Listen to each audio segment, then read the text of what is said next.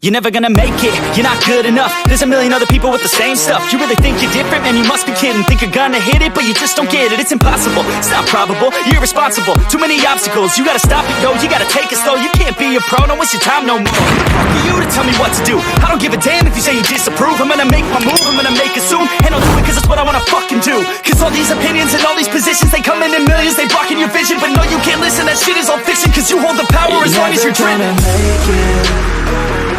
There's no way that you make it, and maybe you can fake it, but you never got. Okay, how you doing? Steve Berger here with Boom Bowling. I'm over here at AMF in Kenner, Louisiana. I'm bowling with a teammate of mine, and we're working on a couple of things. I'm starting out throwing the geek. My teammate Drew, he'll be starting off throwing the geek as well. As you see there, that's Drew there. The geek is made by Swag. It's got a couple of different color combinations, very good rolling ball. It's made for lighter to medium conditions.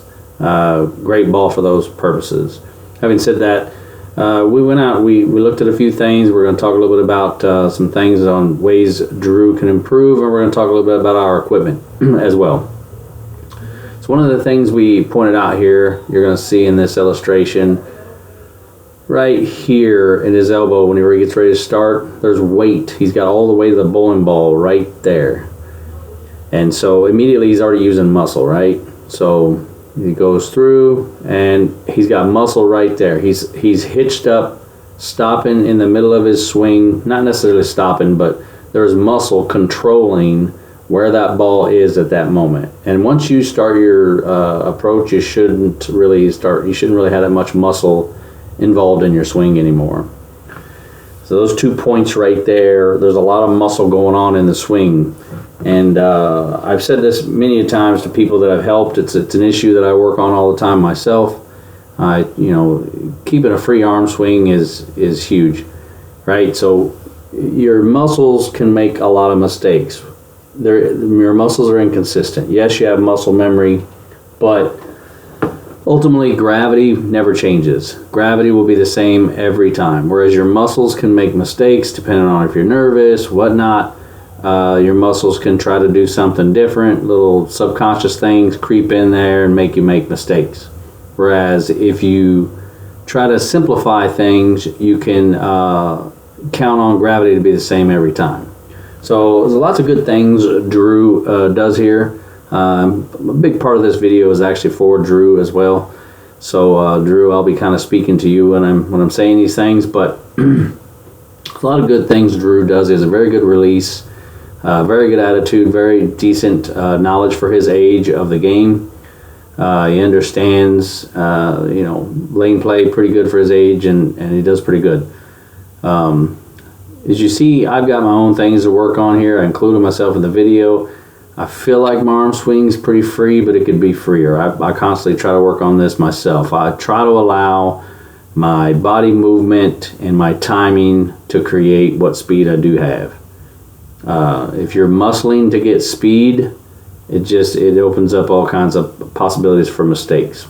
So bowling can be a simple game if you allow it to be simple, and it can be complicated if you make it complicated. So the lanes we're playing on during this video, there had a lot of open play, gameplay the night before. And so down lane, in the middle of the lane, there's not a whole lot of movement. So if you get the ball in a little bit, it just goes dead straight. If you get it to the right, it's a lot of friction. So you may notice it bounce off the outside a little bit and then go dead straight if we get it in a little bit. So we were using Swag YOLO for Drew at this point. I was playing around with a Swag YOLO Rocks just to kind of get some shots in as a practice motion. So I'm going to do another illustration to kind of talk a little bit more about what we were looking at this day for Drew. With a better angle here. You see a little bit more of him in this video here. So as we were saying before, here at the beginning, all the weight is in the right arm. He's already got muscle going. And then he proceeds, goes forward, and now he's got muscle in it again right there, and his back is tilted to the right. So he's leaned over to be able to stay on top of the line there with muscle in the swing. And then right at this point right here is whenever he stops using muscle. Right there, stop using muscle, and as long as his timing is good, he's fine there. But as you may have noticed on his downswing there, he was a little bit behind getting to the line, so he had to pull the ball forward to try to keep his balance and get rid of the ball. Well, what that does, of course, many of you probably already guessed it, it's going to make you pull your shoulder forward, and then you end up pulling the ball a lot. So you're either going to pull the ball a lot, or you're going to go up there to the next shot and you're going to try to overcompensate, and then you're going to pitch the ball out to the right, trying to overcorrect what you did the shot before. And this is where that using the muscle in the swing causes all those problems. You know, you're making the ball do this, or you're making the ball do that. Don't make the ball do anything. As soon as you push off, after your push off, the rest should be a fluid, free motion where you're just following the ball. You're just going up there to assist it and let it do the work. You'll find too, at least in my opinion, the freer your arm swing and the more relaxed you are, the better your carry is. And it's kind of funny coming with me because I have days where I can't seem to carry sometimes, but I believe all of us, no matter how freed up we are in our swing and this and that, there's days where we're using a little bit more muscle, or maybe we're not matched up right with the lane, with what the lanes are doing, and the carry. There's no cure-all fix for carry, but ultimately the freer your swing is, the better off you are. So anyway, we'll just take another few looks at Drew's swing here.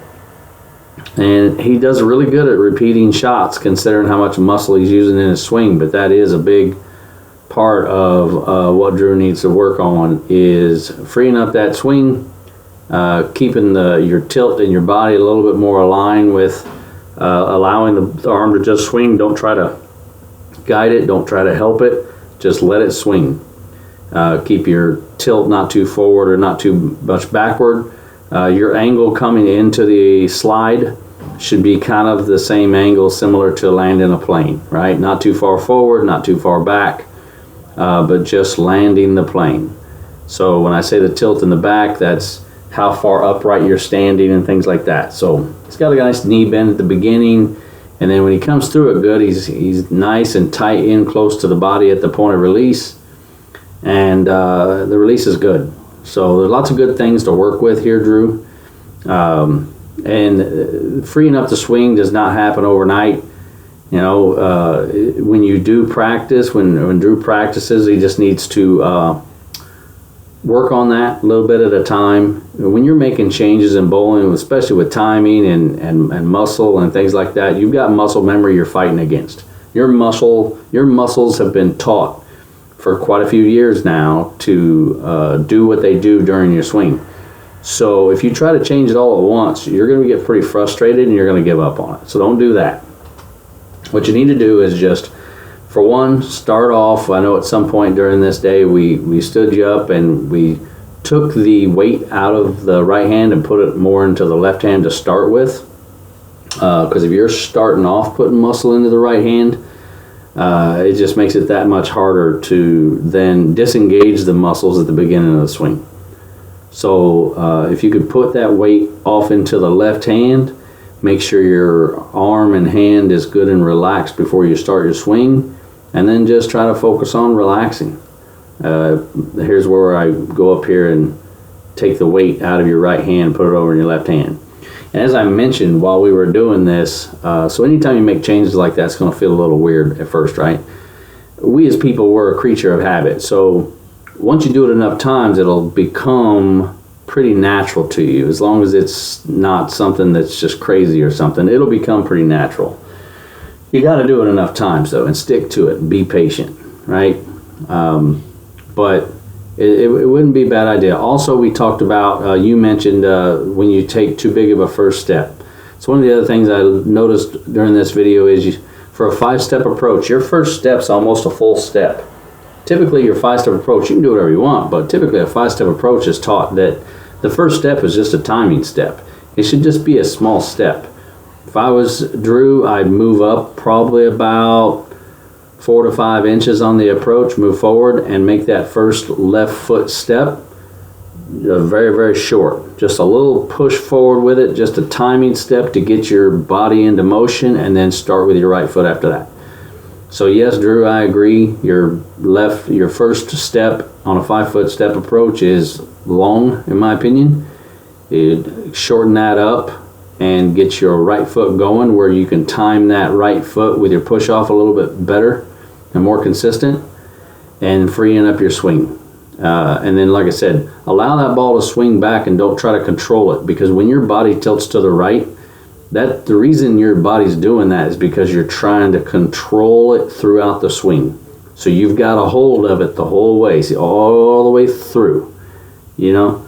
So I think fixing one thing could fix another. Shorten your first step, and that's all I got. All right, have a good one.